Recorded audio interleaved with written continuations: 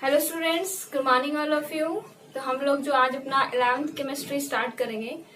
आप लोगों ने इससे पहले 10th में इसके बारे में पढ़ा होगा। 10th क्लास में आप लोगों ने तीन अपनी जो साइंस की बुक है उसी के अंदर आप लोग कंप्लीट पढ़ते हो।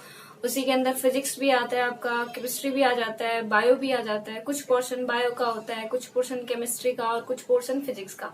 ऐसे करके तीनों सब्जेक्ट्स के बारे में आप लोगों ने थोड़ा थोड़ा स्टडी किया है, ठीक है। लेकिन अभी 11th में जब आप आ जाओगे उसके बाद आपको डिटेल से आपको ये सब करने को देखने को मिलेगा। अब आप लोग का अभी 10th हुआ है। 10th के अंदर तो आप लोग के सारे सब्जेक्ट चल रहे थे। 10th के बाद आप लोग को सब्जेक्ट चूज करना पड़ता है कि भाई क्या हम लोग सब्जेक्ट लेंगे, कौन सा किस स्ट्रीम के अंदर जाना चाहता है। साइंस लेनी है, कॉमर्स लेनी है, आर्ट्स लेनी है। साइंस के अंदर भी दो टाइप के हो जाते हैं अपने, या तो वो मैथ्स ले या फिर वो बायो ले, है ना। जिसको मतलब नॉन मेडिकल स्ट्रीम के अंदर जाना है वो मैथ्स ले सकते हैं, जिसको मेडिकल स्ट्रीम के अंदर जाना है वो बायो ले सकता है ना। ऐसे अलग अलग अपने क्या हो गए सब्जेक्ट्स को डिवाइड कर रखा है। और इसके अंदर फिर अलग अलग आगे जाके है, कोई नेवी एयरफोर्स के लिए तो उनको मैथ लेनी चाहिए जिनको आगे इसके अंदर जाना है, ठीक है ना। तो आपको क्या करना है, अलग अलग ऐसे सब्जेक्ट्स को पढ़ना है। अभी 10th तक आपने सब कुछ पढ़ा है, एसएसटी भी पढ़ते हो, Hindi English Sanskrit. Hindi English 12th में भी आएंगी, आपका ऑप्शनल सब्जेक्ट रहने वाले, कंपल्सरी सब्जेक्ट। और ऑप्शनल आपका रहेगा जो भी आप सब्जेक्ट आप चूज करते हो। आर्ट्स लेनी है, आर्ट्स का, साइंस लेनी है, उसके अंदर मैथ लेनी है तो उसके अंदर मैथ में आप लोग पढ़ोगे मैथ्स, फिजिक्स और केमिस्ट्री। जब आप बायो लोगे तो बायो, फिजिक्स और केमिस्ट्री, जिसमें से फिजिक्स और केमिस्ट्री आपके दोनों पेपर कॉमन रहने वाले हैं। केमिस्ट्री भी आपको दोनों सब्जेक्ट ले लो, चाहे मैथ चाहे बायो, दोनों के अंदर पढ़ोगे। और फिजिक्स भी आपको दोनों के अंदर ही पढ़नी पड़ेगी, ठीक है। इतना तो चलो हुआ कि अपना थोड़ा सा सब्जेक्ट्स के बारे में। उसके बाद देखो आप लोग का क्या सब्जेक्ट लेना है वो आपके इंटरेस्ट पे डिपेंड है कि आपका किस सब्जेक्ट के अंदर इंटरेस्ट डेवलप है। ऐसे मत ले लेना कि आज हमारा, अच्छा आज तुम लोग का रिजल्ट आने वाला है, so all the very best, आप लोग का बहुत ही अच्छा रिजल्ट आए और अच्छे से तुम लोग खुश हो अपने रिजल्ट से, ठीक है। अभी देखिए जो तुम लोग का रिजल्ट आएगा, तुम लोग देखोगे हमारे मार्क्स इतने हैं, इस वजह से हम लोग मैथ लें। बायो में ज्यादा है तो हम लोग भाई साइंस के अंदर ज्यादा है तो वो लेगा, बायो लेगा। फिर देखते हैं मैथ्स के अंदर ज्यादा, हम लोग मैथ्स ले लेते हैं। इस हिसाब से कोई मैथ्स बायो नहीं लेना चाहिए। आप लोग का इंटरेस्ट जिसके अंदर है आप लोग वो सब्जेक्ट लीजिए। जिसको मैथ अच्छी लगती है वो मैथ लीजिए, जो अपने मैथ्स के क्वेश्चन सॉल्व कर सकता है अच्छे से। 10th के अंदर पढ़ी आप लोगों ने मैथ की पूरी एक बुक, है ना। और साइंस के अंदर जिसका इंटरेस्ट क्रिएट है वो आप साइंस भी ले सकते हो। बट केमिस्ट्री दोनों के अंदर पढ़नी पड़ेगी, चाहे आप मैथ लो चाहे आप बायो लो। तो केमिस्ट्री तो दोनों के अंदर कॉमन रहने वाली है, चाहे आप कोई सा भी सब्जेक्ट लो। ये नहीं सोचना कि आर्ट्स के अंदर केमिस्ट्री आ जाएगी, वो अलग बात है कि जो सिर्फ साइंस वाले बच्चों में ही आएगी, है ना, आर्ट्स में नहीं आ जाएगी। तो अभी देखिए आप लोग का 10th तक जो भी हुआ आप लोगों ने बहुत शॉर्ट के अंदर केमिस्ट्री के 4 चैप्टर पढ़े हैं। एक चैप्टर आप लोगों ने पढ़ा हुआ दैनिक जीवन के अंदर जो भी आपके रसायन इंक्लूड है, उसके अंदर आप लोगों ने पढ़ा जितने भी टाइप के एसिड होते हैं, जितने टाइप के बेस होते हैं हमारे, है ना। अम्ल कौन से होते हैं, क्षार कौन से होते हैं, कैसा टेस्ट होता है इनका, किस प्रकार के लिटमस पेपर को चेंज कर देते हैं, ये आप लोगों ने बेसिक नॉलेज उसके अंदर पढ़ा था। उसके बाद में अम्ल क्षार के लिए अलग अलग थ्योरी दी गई थी, उसके बारे में आप लोगों ने पढ़ा था। Lewis theory, Bronsted Lowry theory, Arrhenius theory, है ना, ये अलग अलग थ्योरी दी गई थी, ये सब आप लोगों ने पढ़ा। फिर हमारे अलग अलग टाइप के जो हम लोगों ने जैसे कास्टिक सोडा, धावन सोडा, हिंदी में आप लोगों ने पढ़े होंगे बहुत सारी चीजें, है ना। धावन सोडा वैसे क्या होता है, इनका फॉर्मूला क्या होता है, ये सारी चीजें आप लोगों ने पढ़ी। उसके बाद नेक्स्ट चैप्टर आपका कार्बन से रिलेटेड था। कार्बन के क्या होते हैं, उनके यौगिक क्या हैं, उनकी वैलेंसी क्या है, किस प्रकार से यौगिक बनाते हैं। फिर आपने पीरियोडिक टेबल वाला चैप्टर पढ़ा नेक्स्ट चैप्टर। उसके अंदर पीरियोडिक टेबल से रिलेटेड जितने भी थे हमारे जितने एलिमेंट आ रहे हैं, किस प्रकार से पीरियोडिक टेबल में जब हम लेफ्ट टू राइट जाते हैं तो उनकी आयनिक त्रिज्या किस प्रकार से बढ़ती है, किस प्रकार से घटती है ना। उसके साइज पे क्या डिपेंड होता है, साइज किस प्रकार से बढ़ेगा, किस प्रकार से घटेगा, ये सारी चीजें हम लोग उसके चैप्टर के अंदर पढ़ते हैं, ठीक है।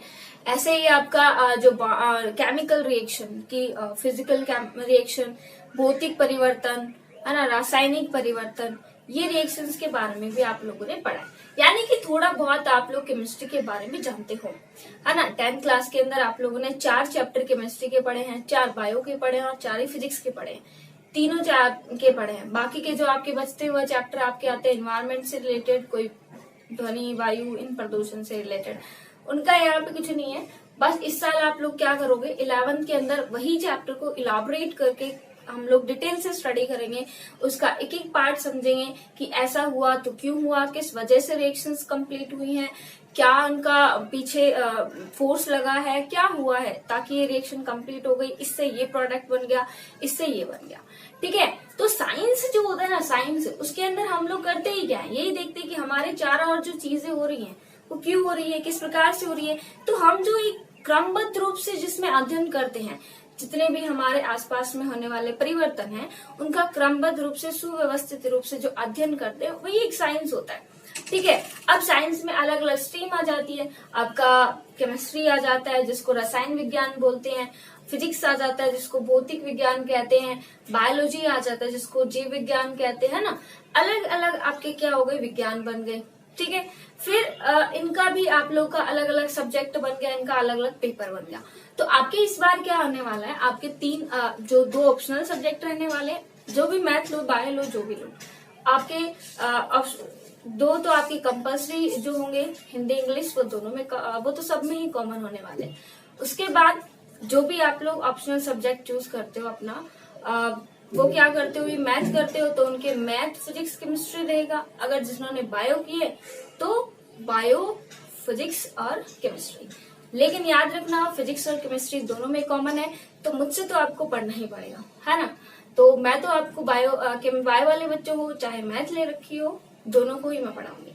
तो हम लोग केमिस्ट्री का आगे डिटेल से अध्ययन करेंगे कि किस प्रकार से केमिस्ट्री का आगे हमारे यूजेस है, कहाँ कहाँ पे अप्लाई होती है, क्या है केमिस्ट्री, जिसके अंदर क्या पढ़ते हैं हम लोग इसके अंदर।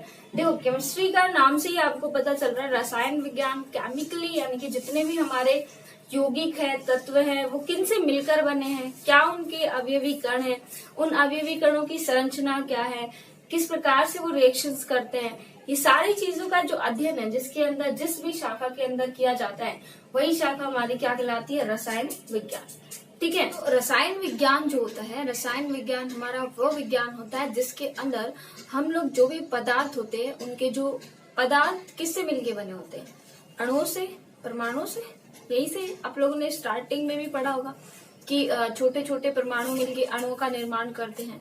तो परमाणु से जो मिलके बने होते हैं उनके संगठन का, उनके रूपांतरण का जिस भी स्ट्रीम के अंदर अध्ययन किया जाता है, जिस शाखा के अंदर अध्ययन किया जाता है, वही हमारे क्या होती है, केमिस्ट्री या रसायन विज्ञान। तो रसायन विज्ञान जो होती है वो विज्ञान की वह शाखा होती है जिसके अंदर पदार्थ के मौलिक अवयवी जो कण है, जैसे कि आपका अणु हो गया, परमाणु हो गया, इनके संगठन का और इनके रूपांतरण का अध्ययन किया जाता है। तो ये हमारे क्या होती है, केमिस्ट्री। ठीक है, तो हम लोग आज की जो वीडियो है इसके अंदर आप लोग को बस मैं थोड़ा सा बेसिकली बताऊंगी कि केमिस्ट्री होती क्या है, किस प्रकार से आपको इस साल जो पढ़ना है, क्या आपको इसके अंदर टॉपिक्स मिलने वाले हैं, है ना। जितने भी आपके बेसिक केमिस्ट्री से रिलेटेड कि कहाँ कहाँ केमिस्ट्री अप्लाई हो रही है, हम लोग क्यों पढ़ रहे हैं केमिस्ट्री को, क्या जरूरत आ गई। आपको पता है हमारी डेली लाइफ के अंदर भी हर जगह पे केमिस्ट्री इन्वॉल्व है, हर जगह पे, लगभग जगह पे क्या होती है, केमिस्ट्री इन्वॉल्व होती है। ठीक है, मेडिसिन में अलग अलग जगह पे इनके यूजेस होते हैं, है ना। जब भी आपके फैक्ट्रीज होती है, जो भी आपके औद्योगिक क्षेत्र होते हैं, उनके अंदर आप लोग जो ये जैसे सामान बनाते हैं, पेंट बनाते हैं और जैसे टूथब्रश बनाते हैं, तो इनके अंदर भी क्या है, ये जो चीजें जो बनती हैं ये भी केमिकल से ही बनती है। तो वो केमिकल है तो इसका मतलब केमिस्ट्री से रिलेटेड है ना। फिर अगर हम लोग देखें तो डेली लाइफ के अंदर आप लोगों ने, चलो घर के अंदर नॉर्मली आप लोग एक एग्जाम्पल तो देखते हो कि दही बनता है। ठीक है, आप लोगों ने 10th में भी पढ़ा होगा भौतिक परिवर्तन, रासायनिक परिवर्तन, 2 प्रकार के ऐसे परिवर्तन पढ़े होंगे। भौतिक परिवर्तन होता है जिसके अंदर क्या होता है, हम लोग सिर्फ चीजों को भौतिक जो होता है देखने पे, यानी कि जो उनकी फिजिकल प्रॉपर्टी बाहर से जो हमें दिखाई दे रही है उनके अंदर ही अगर चेंज होता है और दोबारा से हम लोग उसको उसी अवस्था में ला सकते हैं, वो तो आपका हो जाता है भौतिक परिवर्तन। रासायनिक परिवर्तन क्या होता है कि जब हम लोग उस पर कोई क्रिया करते हैं और उसके बाद उसको पुनः दूसरी उसी अवस्था में नहीं लाया जा सकता, वो होते हैं उसके रासायनिक परिवर्तन। ठीक है, यानी रासायनिक गुणों में परिवर्तन होगा तो रासायनिक परिवर्तन, भौतिक गुणों में परिवर्तन होगा तो भौतिक परिवर्तन। अब आप लोग सोच रहे होंगे भौतिक गुण क्या है, रासायनिक गुण क्या है। देखिए, भौतिक गुण का मतलब क्या होता है कि जो बाहर से देखने पर जो भी हमें गुण दिखाई देते हैं वो उसके क्या होंगे, भौतिक है। सपोज करो मेरे हाथ में मार्कर है, ठीक है, इस मार्कर का मैंने आपको बोल दिया कि इसका भौतिक गुण का वर्णन कीजिए। तो भौतिक गुण के अंदर सबसे पहले आप लोग क्या करोगे कि इसकी अवस्था कैसी है। अवस्था मीन्स अगर ये सॉलिड है, ठीक है, क्योंकि हमें तो ये दिख रहा है ना सॉलिड है, तो इसका हम लोग ठोस अवस्था लिख देंगे। इनकेस अगर हम यहाँ पे मैं पानी आपको रख देती, ठीक है, जूस कोई रख देती, तो वो क्या हो जाता, द्रव अवस्था, है ना। और कोई गैसियस हो जाता तो गैस अवस्था। तो इसकी अवस्था कैसी दिखाई दे रही है आपको, ठोस। तो पहला जो भौतिक गुण के अंदर हम लोग जो पढ़ते हैं वो उसकी अवस्था के बारे में, देन उसके रंग के बारे में कि ये कैसा दिखाई दे रहा है, सफेद कलर का है, फिर इसके क्रिस्टल्स हैं या फिर ये टुकड़ों के रूप में किस प्रकार का है ये देखते हैं। उसके बाद इसका ये देखा जाता है कि ये जल में विलय है कि नहीं विलय है, ठीक है। अगर वाटर के अंदर डिजोल्व करने पर ये घुल जाता है तो विलय लिख देंगे, जल में विलय, और अगर नहीं घुलता तो जल में अविलय हो जाएगा। ये सारी जो प्रॉपर्टी हमें बाहर से देखने पे जो भी इसकी मिलती है, वो रंग देखते हैं कैसा रंग है, टेस्ट करके देखते हैं, इसकी गंध देखते हैं कि किस प्रकार का गंध आ रही है, टेस्ट करके कैसा है, स्वाद आ रहा है, नहीं स्वाद आ रहा तो स्वादहीन, और स्वाद आ रहा है तो कुछ भी जो आपको फ्रूटी लग रहा है या फिर कुछ आपको किस प्रकार का जो टेस्ट है वो आपको लग रहा है वो आप टेस्ट लिख देते हो, है ना। तो जो भी आपके भौतिक जो आपको बाहर से दिखाई दे रहे हैं वो आपके गुण क्या हो जाते हैं, भौतिक गुण, ठीक है।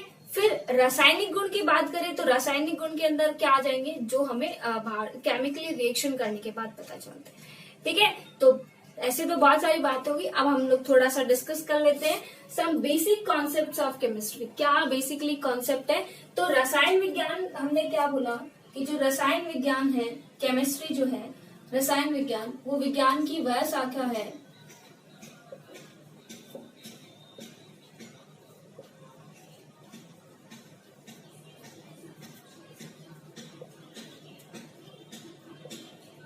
जिसमें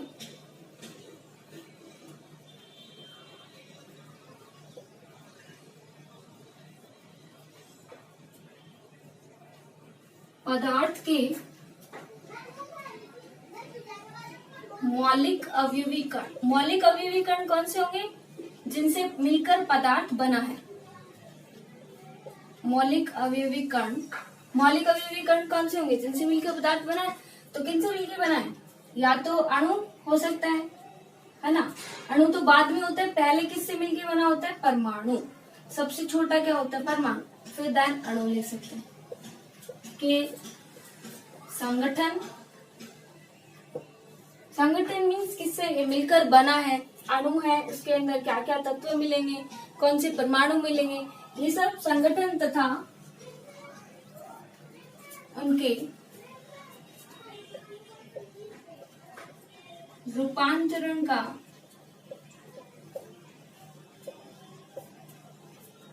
अध्ययन किया जाता है।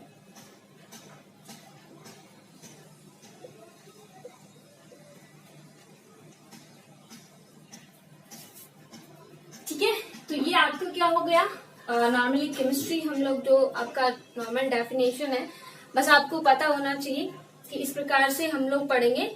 जो जितने भी हमारे तत्व हैं, परमाणु हैं, अणु हैं, उनका संगठन, उनके रूपांतरण, किस प्रकार से वो चेंज होते हैं, वो सब हम लोग पढ़ेंगे, ठीक है।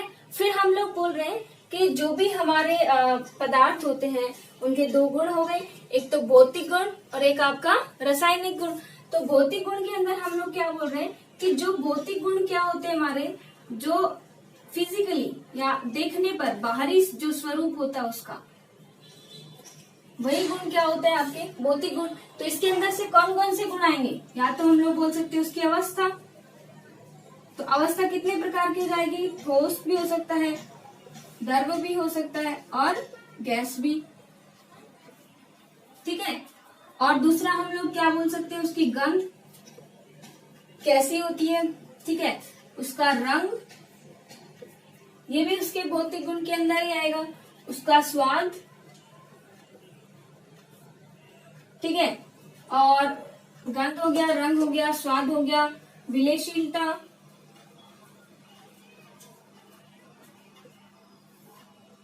उसके बाद उसका गलनांक,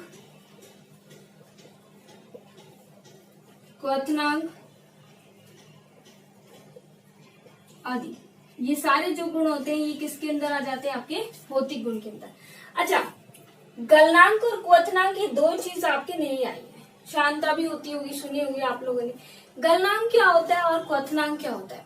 गलनांक क्या होता है, देखो गलनांक दो अंकों से मिलकर बना, देखो दो शब्दों से, गलन प्लस अंक, ऐसे ही तो बना। तो गलनांक जो होता है इसका मतलब ऐसा जो आपका टेम्परेचर या ऐसा जो पॉइंट बिंदु जिसके ऊपर आपका जो भी पदार्थ होता है वो मेल्ट होना शुरू हो जाता है, गलना शुरू हो जाता है, ठीक है। यानी कि मान लो हमारा कोई भी ठोस है, वो ठोस से पानी में बदलना शुरू हो जाए, वो उसका क्या कहलाएगा, गलनांक, ठीक है। क्वथनांक क्या होता है, ऐसा टेम्परेचर जिसके ऊपर आपका जो भी आपने पदार्थ लिया है वो पदार्थ उबलना शुरू हो जाए, ठीक है। जैसे कि मान लो आपने पानी को उबाला, तो पानी कितने डिग्री सेल्सियस में उबलना शुरू हो जाता है, वो उसका क्या कहलाएगा, क्वथनांक। तो पानी का जो बॉइलिंग पॉइंट होता है वो आप लोगों ने 10th क्लास के अंदर भी पढ़ा है, 100 डिग्री सेल्सियस होता है, यानी 100 डिग्री सेल्सियस पे ये वाला जो पानी होता है ये उबलना शुरू हो जाता है, ठीक है। रासायनिक गुण के अंदर आप लोग क्या हो जाएगा कि जो भी रासायनिक प्रकृति यानी कि उस ऑक्सीजन के साथ अभिक्रिया करके, ईथर के साथ अभिक्रिया करके, है ना, और जो भी हमारे धातु हैं उनके साथ अभिक्रिया करके, अधातु के साथ, यानी कि जितनी भी रिएक्शंस होती है हमारी, वो जिसके अंदर हम लोग पढ़ेंगे वो रासायनिक गुण, ठीक है। तो इतना समझ आया कि ये हमारा रसायन विज्ञान और ये हमारा ये। अब जरूरत ये है कि हम लोग का जो केमिस्ट्री है वो कहाँ पर यूज होता है, कहाँ कहाँ पर इसका यूज हो रहा है, कहाँ कहाँ पे हम लोग को। तो मैंने आपको बताया जितने भी आपके औद्योगिक क्षेत्र है, औद्योगिक क्षेत्र के अंदर मैंने आपको बता दिया, जैसे पेंट, जो हमारी टूथपेस्ट कंपनी है ना, पेंट की बनाते हैं, तो इनके अंदर क्या होता है, केमिकली से ही बनते हैं, इनके केमिकल रिएक्शन, क्रीम वगैरह आप लोग जो यूज में लेते हैं उनके अंदर भी क्या होता है, केमिकली कुछ प्रोडक्ट्स मिले होते हैं। तो जो भी आपके इनके अगर उपयोग की बात करें कि जो हमारी रसायन जो विज्ञान है इसकी जो शाखा है वो कहाँ कहाँ पे यूज आ रही है, तो बहुत सारी जगह हैं जो हमारे जहाँ पे जो केमिस्ट्री जो होता है उसका यूज हो रहा है। तो सबसे पहले अगर हम बात करें तो औद्योगिक क्षेत्रों के अंदर, तो औद्योगिक क्षेत्रों में आप लोग जितने भी क्या लिख सकते हो, औद्योगिक क्षेत्र में अभी बताया आपको, जितनी भी ये कंपनीज होती हैं उन कंपनी में वो क्या बनाते हैं, जो भी आपका मटेरियल जो आपका वो तैयार करते हैं वो केमिकली रिएक्शन से ही क्या होता है, रेडी होता है, इसलिए आपके औद्योगिक क्षेत्रों में आता है यूज में। दूसरा, अगर हम चिकित्सा क्षेत्र की बात करें तो चिकित्सा क्षेत्र में आप लोग को पता है मेडिकल जो आपका एरिया होता है, मेडिकल रीजन, उसके अंदर भी आप लोगों ने जो आप लोग मेडिसिन लेते हो कुछ भी, जैसे कि नॉर्मल सिट्रोजिन लेते हैं जुकाम वगैरह के लिए, ये तो सबको ही नाम भी याद होगा, पैरासीटामोल लेते हैं हम लोग। तो इनके अंदर क्या लिखते हैं, देखो आपको जो उसके अंदर मिलता होगा ना, इसके अंदर ये वाला इतना है, ठीक है, इसके अंदर कुछ मैग्नीशियम का कुछ इतना है, 0.0 कुछ ग्राम ये है, 100 mg ये है, mg में ये है, इतने mg ये है। तो जितना भी आपका क्वांटिटीज जो होते हैं केमिकल्स को बताते हैं कि इतना केमिकल इनके अंदर ये वाला आ रहा है ना, तो यानी कि उनके अंदर भी क्या है, केमिकल्स यूज में आ रहे हैं। तो वो चिकित्सा क्षेत्र में भी हमारी केमिस्ट्री बहुत ही ज्यादा यूजफुल है, और सबसे ज्यादा ये मान लो कि इस रीजन के अंदर तो बहुत ज्यादा। फिर अगर हम लोग बात करें कि आपका जो कृषि क्षेत्र होता है, एग्रीकल्चर, तो कृषि क्षेत्र में भी आपको पता होगा कि जो भी खेतों में वीड्स वगैरह उग जाती है, या फिर आप लोग नॉर्मली खाद जो बोलते हो उसको, जो खाद होती है वो जब आप डालते हो तो एक तो होता है आपका ऑर्गेनिक मैन्योर जो आपके, और एक होता है आपका इनऑर्गेनिक मैन्योर। ऑर्गेनिक मैन्योर के अंदर तो ये आ जाती है, जैसे कि मान लो जो अपशिष्ट पदार्थ वो निकालते हैं केंचुए वगैरह से जो बनती है, और जितनी भी अपशिष्ट पदार्थों से जो खाद तैयार की जाती है, तो उसमें भी प्रोसेस होती है डिकम्पोजिशन, तो वो भी रिएक्शन होती है। और अगर हम बात करें कि जो हम लोग डीडीटी का छिड़काव करते हैं ना, ऐसे ही आपके जो इनऑर्गेनिक जो सल्फाइड्स के बने होते हैं, ये इनके अंदर भी क्या हो रहा है, इनका यूज हो रहा है केमिस्ट्री के अंदर। तो ये इनका DDT डाइक्लोरोडाइथेनाइट जो इसका जो कम्प्लीटली नाम है। ऐसे ही आपकी जो भी छिड़काव करते हो आप कीटकनाशी यानी कीटों को मारने के लिए, पीड़कनाशी, वीड्स को खरपतवार को खत्म करने के लिए, तो ये सब करते हैं, स्प्रे छिड़कते हैं, वो सब है क्या, केमिकली यूज है। तो वो भी किससे रिलेटेड है, केमिस्ट्री से ही रिलेटेड है।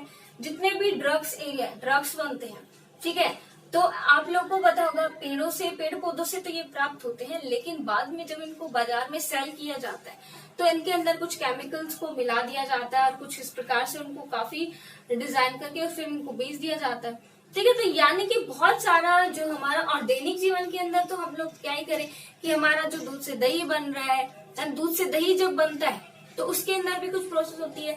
लकड़ी जब जलती है तो उसके अंदर भी कुछ रिएक्शन होती है, दहन होता है, तो उसका और फिर वो कोयला बन जाता है और जिसका अलग यूज हो जाता है, ठीक है। दूध आपने देखा होगा प्रकृति में क्या भाई, मतलब अगर उसका नेचर देखा जाए तो कैसा होता है, मीठा होता है।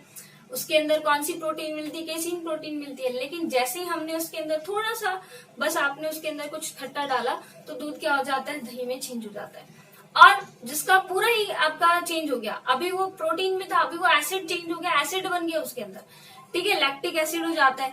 तो यानी कि जो ये चेंजेस है, फिजिकल चेंज, केमिकल चेंज, ये सारे किसके वजह से हो जाते हैं, केमिस्ट्री इसके अंदर अप्लाइड होती है। तो ये तो बेसिक नॉलेज था कि आपका केमिस्ट्री कहाँ कहाँ अप्लाई होती है। बहुत सारी जगह पे अप्लाई होती है, इसलिए हमें पढ़ने की भी जरूरत है कि ऐसा क्यों हुआ, किस वजह से हो रहा है ना। स्पेस के अंदर ये मिसाइल छोड़ी जा रही है ना, तो इसके अंदर भी कुछ बम वगैरह बनाए जा रहे हैं। आपको पता होगा रिएक्टर्स बम, नाभिकीय बम, परमाणु बम, एटम बम, अब लोग ने नाम तो सुने ही होंगे। तो ये सब भी क्या है, इनके अंदर रिएक्शन सी होती है, नाभिकीय विखंडन होता है। ये सब हम आगे डिटेल से पढ़ेंगे इन सब के बारे में। बस आज मैं आपको बेसिक आइडिया दे रही हूँ कि कहाँ कहाँ कौन सा एरिया है जहाँ पे हमारी केमिस्ट्री क्या होती है, अप्लाई होती है, ठीक है। अभी हम लोग अपना थोड़ा सा स्टार्ट करते हैं चैप्टर से रिलेटेड कि क्या मतलब द्रव होता है, किस प्रकार से। तो जो यहाँ पे आप लोग को पता होगा जितने भी हमारे पदार्थ होते हैं, है ना, तो होते हैं द्रव से। ये द्रव्य क्या है, मैटर, इसको इंग्लिश में क्या कहा जाता है, मैटर, ठीक है। द्रव्य, ये द्रव्य जो होता है यानी कि इसको क्या बोलते हैं हम लोग, ये द्रव्य जो है वो पदार्थ होता है जिसका कुछ न कुछ क्या होता है, द्रव्यमान होता है और ये कुछ न कुछ क्या होगा, स्थान घेरेगा। जैसे कि मान लो ये मार्कर हो गया, ये भी एक द्रव्य ही है। अब इस द्रव्य के अंदर हम लोग क्या बोल सकते हैं कि इसका कुछ ना कुछ वेट होगा। अगर हम इसको तोल के देखेंगे तो कुछ ना कुछ इसका वेट आएगा और इसका मैंने इसको जैसे इसे रखा है तो यानी कि इसने कुछ इतना स्थान भी घेरा है, ठीक है। तो ये सारे जो द्रव्य जो होता है वो क्या होता है, वो जो पदार्थ होता है जो क्या होता है, जिसका कुछ ना कुछ द्रव्यमान होता है तथा वह कुछ ना कुछ स्थान घेरते हैं, ठीक है। तो द्रव्य जो होता है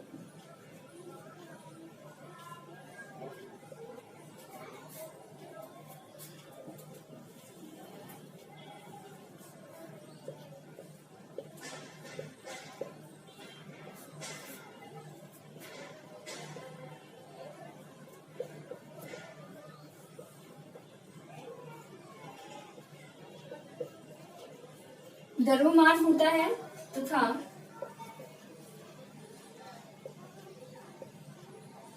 स्थान घेरते हैं।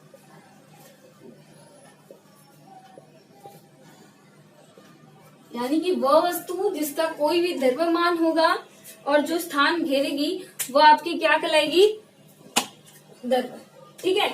वह वस्तु जिसका जो भी कुछ भी मान लो आपका द्रव्यमान है, द्रव्यमान एक तरीके से क्या होता है, भारी होता है, वेट, वही क्या होता है द्रव्यमान, ठीक है। और वो कुछ ना कुछ क्या होगी, स्थान घेरेगी। जैसे कि मान लो सपोज करो ये डस्टर है, इसका भी कोई ना कोई क्या है, द्रव्यमान है, ये भी कुछ ना कुछ स्थान घेरेगा, कुछ आयतन, एरिया, क्षेत्र, जो भी इसका क्षेत्रफल होगा उतना स्थान घेरेगा। तो ये हमारे पदार्थ, ये क्या होते हैं, ये क्या कहलाते हैं, द्रव्य। अब आपको पता है कि इस प्रकार से द्रव्य 3 प्रकार के हो जाते हैं, 3 प्रकार की अवस्थाएं होती है। तो जो द्रव्य की अवस्थाएं होती है, नेक्स्ट जो हमारा आता है कि द्रव्य की अवस्थाएं, द्रव्य की अवस्थाएं, यानी कि जो हमारा पदार्थ होता है उसकी अवस्थाएं कितनी होती है। तो 3 प्रकार से पाया जा सकता है, या तो वो ठोस रूप में हो, ऐसे हो सकता है ना, जैसे कि मान लो ये मार्कर का मैं एग्जांपल दे देती, ये कैसा द्रव्य है, ठोस पदार्थ है, तो ये एक तो ठोस के अंदर आ जाएगा। फिर या मान लो वो द्रव्य हो। अब देखिए ये द्रव और ये द्रव में चेंज है, ये होता है द्रव लिक्विड, ये सॉलिड, ये द्रव्य क्या है, लिक्विड है, और ये द्रव्य जो है वो क्या पदार्थ है आपका, ठीक है। इस पदार्थ की 3 अवस्थाएं हैं, ठोस, द्रव और गैस।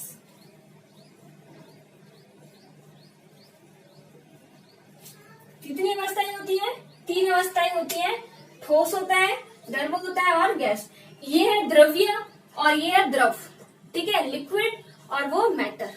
तो इतना समझ आया। द्रव्य तो क्या होगा, जो भी वस्तु अपना स्थान घेरेगी या जिसका कुछ न कुछ द्रव्यमान होगा वो आपका क्या हो गया, द्रव्य। और द्रव्य की अवस्थाओं के बारे में अगर हम बात करें तो इसकी 3 अवस्थाएं होती हैं, ठोस, द्रव और गैस। नॉर्मली ये आप लोगों ने पढ़ा हुआ है, अभी हम लोग डिटेल से इनके बारे में पढ़ेंगे। ठोस अवस्था क्या होती है, द्रव अवस्था क्या होती है और गैस अवस्था क्या होती है। देखो एक चीज आपको और क्लियर कर देती हूँ, 11th जो आपको पढ़नी है बहुत ही बेसिक नॉलेज है, यानी कि आपको पता है 11th में ही आपकी डिटेल से केमिस्ट्री भी शुरू होगी, फिजिक्स भी शुरू होगी या बायो भी शुरू होगी। तो जो भी सब्जेक्ट है उसका बेसिक नॉलेज आपको 11th में ही स्ट्रॉन्ग करना है। सबसे बेसिक कॉन्सेप्चुअल जो चीजें आती हैं वो सबसे इंपॉर्टेंट आती है 11th के अंदर, यानी कॉन्सेप्चुअल चीजें, यानी कॉन्सेप्ट जिनके अंदर लगता है। और अभी अगर समझ आ गया आपको 11th क्लास के अंदर तो आपको 12th के अंदर दिक्कत भी नहीं आएगी, क्योंकि 12th क्लास के अंदर क्या आएगा, बोर्ड की पहली चीज की वो बोर्ड की क्लास है, तो उनके अंदर सिलेबस ही क्या है, ऐसा कुछ ऐसे डिजाइन कर रखा उन लोगों ने फिक्स इस प्रकार से। वहां पे डिटेल से इन चीजों को सीखने को नहीं मिलेगा। वहां पे हम लोग आपको बताएंगे ये हम लोगों ने 11th में पढ़ा है, लेकिन हम लोग ऐसा नहीं करते क्योंकि हम लोग को पता है हम 11th का बच्चे फिर भी भूल जाते हैं। लेकिन इतना ट्राई जरूर करना कि 11th जो आप पढ़ो, जो भी चीजें आप लोग पढ़ो किसी भी सब्जेक्ट में, not only in chemistry but physics में पढ़ रहे हो, केमिस्ट्री में पढ़ रहे हो या बायोलॉजी के अंदर पढ़ रहे हो, जिसके अंदर भी आप लोग पढ़ रहे हो सबके अंदर ही आप लोगों को क्या करना है, आपको 11th बेसिक आपको क्या करना है, मजबूत करना है। और आगे तक भी आप लोग ये देख लेना, अगर 11th 12th होता है ना जहाँ पे कंपटीशन एग्जाम में के कि भाई 11th 12th पे बेस है, तो सबसे ज्यादा आपको 11th यूजफुल मिलेगा, क्योंकि 11th के अंदर बहुत सारी बेसिक चीजें होती है जो आपको समझनी है अच्छे से। तो अभी तो चलो आज तो शुरुआत ही है कि भाई हम लोगों ने कुछ खास पढ़ा नहीं है, बस पढ़ा ही है कि कहाँ पे क्या केमिस्ट्री है, क्या नहीं है, क्या अप्लाई हुआ है। लेकिन फिर भी मैं आपको बता दूं कि जब भी हमारे नेक्स्ट कंटिन्यू क्लासेस चलेंगे जिनके अंदर हम कॉन्सेप्चुअल चीजों पे आएंगे, तब आपको बहुत ही अच्छे से पढ़ना है और बहुत ही अच्छे से मैं पढ़ाऊंगी भी।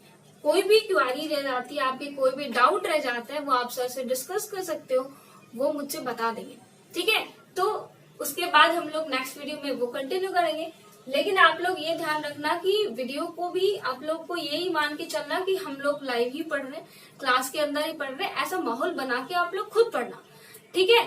उसके बाद आपको जो भी क्वेश्चन आए वो उसी टाइम नोट कर लेना कि भाई हाँ हमें ये वाली लाइन में दिक्कत आई थी, ठीक है, वो आप लोग सर से पूछ सकते हो, देन मैं आपको बता दूं, ठीक है। तो आप लोग का क्या होगा, ठोस, द्रव और गैस 3 अवस्थाएं हो गई, ठोस अवस्था, द्रव अवस्था, गैस अवस्था। अब हम लोग क्या करेंगे, इनका डिटेल से पढ़ेंगे कि ठोस अवस्था क्या होती है, द्रव अवस्था क्या होती है, गैस अवस्था क्या होती है, ठीक है।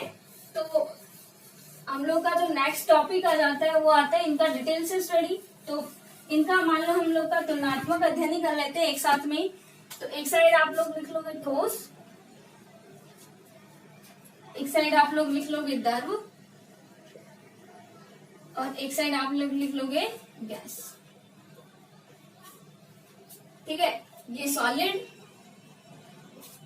ये लिक्विड और ये गैस, ठोस, द्रव और गैस। ओके, अब सबसे पहली चीज तो आती है कि ठोस, द्रव, गैस है तो इनकी संरचना कैसी है। सबसे पहली चीज तुम्हारे दिमाग में यही तो आती है, हम लोग कुछ भी पढ़ेंगे तो उसकी स्ट्रक्चर कैसी है। तो ठोस के अंदर जो अगर हम लोग स्ट्रक्चर की बात करें तो ठोस जो पदार्थ होता है उसके अंदर जो भी उनके अवयवी कण होते हैं, अभी मैंने आपको बताया अवयवी कण या मौलिक कण क्या होते हैं, जिनसे मिलकर वह पदार्थ बना होता है, जिनसे मिलकर वह पदार्थ बना होता है। मान लो हम लोग को पता है कि जो भी ये मार्कर भी सपोज करो यहाँ पे ये जो बना है ये कुछ ना कुछ छोटे छोटे पदार्थों से मिलकर ही बना। तो जो आपका ठोस पदार्थ होता है उसके अंदर जो अवयवी जो कण है जिनसे मिलकर वो बना बहुत ही फास्ट पास होते हैं। इवन इस प्रकार से इतने क्लोजली क्या होते हैं वो पैक्ड होते हैं, बहुत पास होते हैं और सारे आपस में क्या होते हैं इस प्रकार से जुड़े रहेंगे। कोई भी उनका क्या नहीं रहेगा, बीच में स्पेस नहीं रहेगा।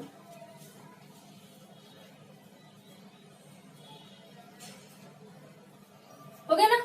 ये क्या बन गई स्ट्रक्चर ठोस की, कि इसके अंदर जो अवयवी कण है वो आपके क्या है बिल्कुल पास में, बहुत ही स्ट्रांगली वो क्या एक दूसरे से जुड़े हुए हैं। उसके बाद अगर हम मान लो द्रव की बात करें तो द्रव के अंदर जो पानी आप लोग पढ़ते हो इसके अंदर क्या होते हैं, ऐसे अणु क्या हो जाते हैं, ऐसे दूर दूर रहते हैं। ठीक है, बहुत ज्यादा पास नहीं होते और बहुत ज्यादा दूर भी नहीं होते, बट उनके बीच में थोड़ा सा डिस्टेंस तो होता है। फिर अगर हम गैस की बात करें संरचना की, तो जो गैस के अणु तो बहुत ही क्या होते हैं दूर होते हैं। उनके अंदर तो मान लो बहुत ही दूर होते हैं। ठीक है, यानी अब देखिए यहाँ पे अगर हमने पहला इनका संरचना पढ़ा, संरचना के बारे में आप लोगों ने तीनों का पढ़ लिया कि इनके अंदर ये अवयवी कण बहुत ही पास सटे हुए रहते हैं, इनके अंदर अवयवी कण थोड़ी दूर होते हैं, इनके अंदर तो अवयवी कण बहुत ही दूर होते हैं। फिर हम नेक्स्ट इनकी बात करें कि देखिए इनके अंदर अवयवी कण पास है, तो इनका आकार जो हो गया वो क्या हो गया निश्चित।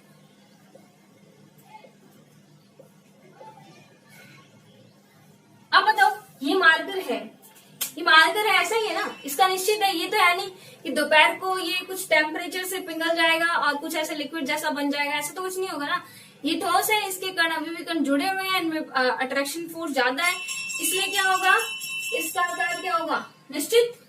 द्रव की अगर आप बात करते हो तो सपोज करो जैसे कि मान लो आपका इसके अंदर है, इस बॉटल के अंदर पानी है, दिख रहा है कि नहीं दिख रहा मुझे नहीं पता, लेकिन आप लोग मान लो है वैसे इसके अंदर। ठीक है, तो ये पानी है, आप लोगों ने क्या किया जैसे जैसे आपने बॉटल को टर्न किया ये चेंज हो रहा है।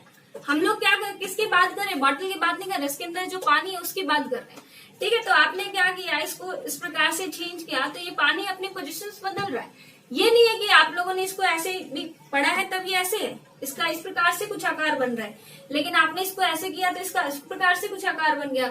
इसका आकार कोई निश्चित नहीं है, इसका आकार किस प्रकार से चेंज हो जाता है। सपोज करो ये तो चलो बॉटल के अंदर आपने डाला, मान लो आपने पानी डाला ग्लास के अंदर, ठीक है, तो उसने कैसा आकार ले लिया जैसा ग्लास है। फिर आपने वही पानी किसके अंदर डाल दिया कटोरी के अंदर, तो उसने कैसा आकार ले लिया जैसे कटोरी है। फिर आपने मान लो वही पानी किसके अंदर डाल लिया प्लेट के अंदर, तो उसने कैसा आकार ले लिया जैसा प्लेट है। तो आकार जो द्रव होते हैं उनका निश्चित नहीं होता, वो वैसा ही आकार ले लेते हैं जैसा पात्र का आकार होता है। तो इनका आकार क्या होता है, इनका आकार क्या होता है अनिश्चित।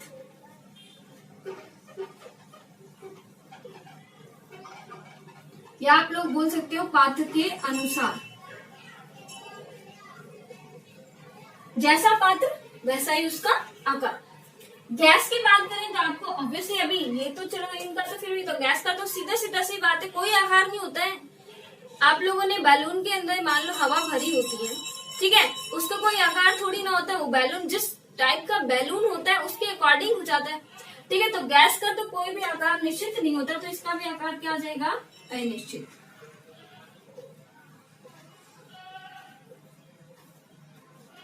ठीक है, आकार की बात हो गई। उसके बाद तीसरी जो प्रॉपर्टी होती है वो होती है आयतन की,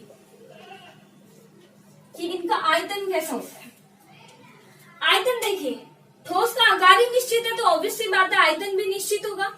आयतन क्या है कि जितने स्थान में वो आ रहा है, ठीक है, तो आयतन क्या हो जाएगा इसका निश्चित।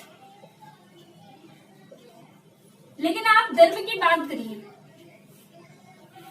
आकार तो अनिश्चित है। सपोज करो हमने ग्लास में लिया, ग्लास जैसा हो गया, और एक ग्लास पानी लिया आपने, ग्लास में लिया ग्लास जैसा, उसको कटोरी में डाला कटोरी जैसा, उसको आपने प्लेट में डाला प्लेट जैसा। लेकिन ये बताओ कि जब आपने एक ग्लास पानी लिया तो क्या वो कटोरी में डालने पे आधा ग्लास हो गया या फिर प्लेट में डालने पे 2 ग्लास हो गए? ऐसा तो कुछ नहीं हुआ। पानी जितना था, सपोज करो इसके अंदर इतना पानी है तो इसके अंदर इतना ही पानी है, आप लोगों ने इसको टर्न किया, इसका आकार भले ही चेंज हो गया लेकिन पानी का अमाउंट चेंज नहीं हुआ। वो जितना है उतना ही है। यानी कि पानी का जो भी द्रव चीजें होती है हमारा उनका आयतन क्या होता है, निश्चित होता है। वो अपने आयतन को नहीं बढ़ाती है, भले उसका आकार बदल जाए। लेकिन आप बात कर रहे हो गैस की। गैस के अंदर सपोज करो कि मान लो मैंने एक अगरबत्ती है वो इस रूम के अंदर जलाई है, ठीक है। अब उसके अंदर जो गैस निकलेगी उसकी स्मेल आएगी, ठीक है। यहाँ पे मैंने इस कॉर्नर के अंदर जलाई है तो उसकी स्मेल काफी दूर तक जाएगी। अब उसका हम आइडिया नहीं लगा सकते हैं कि हमने एक रूम बंद किया बस यहीं तक जाएगी। हमने उसको दरवाजा खोल दिया, बाहर तक भी जा सकती है। यानी कि ना तो उसका आकार निश्चित नहीं होता और उसका आयतन भी निश्चित नहीं होता, वो फैलती रहती है। क्योंकि उसके जो कण होते हैं वो बहुत ही क्या होते हैं, दूर दूर होते हैं, ठीक है। तो इनका आकार तो अनिश्चित होता है लेकिन आयतन क्या होता है, निश्चित। और तीसरा अगर हम लोग इसकी बात करें तो इसका आयतन क्या होता है, अनिश्चित।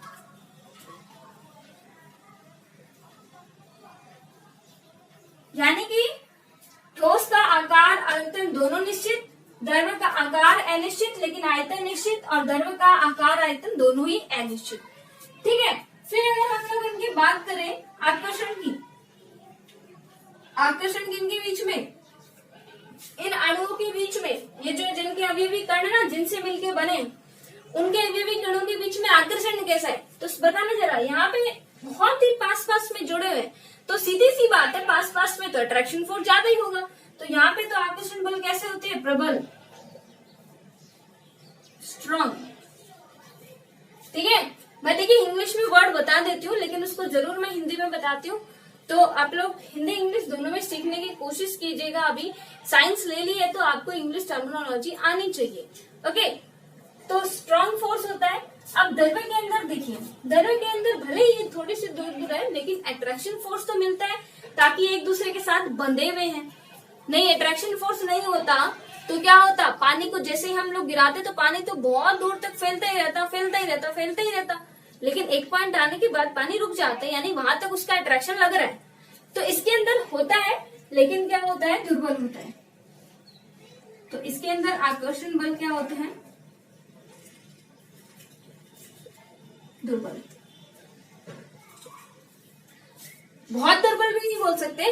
और गैस के अंदर तो मैंने आपको बताया इसके जो अणु, मान लो इस कॉर्नर के अंदर आपने अगरबत्ती जलाई तो क्या हुआ, यहाँ से उसकी स्मेल होना शुरू हुई, उसके अणु ऐसे दूर दूर जाना शुरू हुए। अगर गेट बंद है तब तक तो इस रूम में लेगी लेकिन जैसे गेट ओपन किया वो बाहर भी जाएगी। यानी उनके अणु में कोई अट्रैक्शन फोर्स नहीं है, वो जहां पे जितनी दूर जा सकते हैं उतना जाते हैं। तो इनके अंदर जो अट्रैक्शन फोर्स, जो आपका आकर्षण जो बल होता है वो क्या होता है, लगभग नगण्य के बराबर होता है, कोई अट्रैक्शन फोर्स नहीं होता है। तो ये इनकी कुछ बेसिक प्रॉपर्टीज हो गई थी कि इनका आपका निश्चित है, निश्चित, इनका आयतन निश्चित है, निश्चित, कैसा प्रबल आकर्षण बल होता है कि नहीं होता। और भी बहुत सारी प्रॉपर्टी है जिनके बारे में हम लोग पढ़ेंगे डिटेल से आगे चैप्टर्स हमारे। ये एक तो आपके 12th क्लास के अंदर तो इसी पे इस अवस्था पे पूरा एक चैप्टर है, ठीक है ना। तो इतना डिटेल से हमें अब केमिस्ट्री को पढ़ना पड़ेगा, ठीक है। तो अभी हम लोग इसको यही पोज करते हैं, आगे हम लोग कल कंटिन्यू करेंगे। आज जितना मैंने आपको बताया है, पढ़ाया है, उसके नोट्स वो भी आपको मिल जाएंगे, आपको पीडीएफ फॉर्मेट के अंदर मिल जाएंगे। और आपको आई होप वीडियो समझ आ गई होगी अच्छे से। नहीं भी आई है तो आप लोग फिर से बता सकते हो, या फिर आप लोग क्या कर सकते हो, दोबारा से बैक में जाना, फिर ऐसे स्टार्टिंग पे लाना, फिर से प्ले बटन चला के फिर से शुरू करके सुनना। 3 बार सुनोगे तो आई थिंक समझ आ जाएगी। सामने से होते हैं तो थोड़ा सा अलग इफेक्ट पड़ता है, बट वीडियो को भी आप लोग अच्छे से ऐसे ही समझो कि हम लोग क्लास के अंदर ही पढ़ रहे हैं, ठीक है। डिस्टर्बेंस कोई नहीं, एकदम से कॉन्सेंट्रेट से पढ़ना है। तो आपको मतलब श्योर होगी आपको समझ आ जाएगा।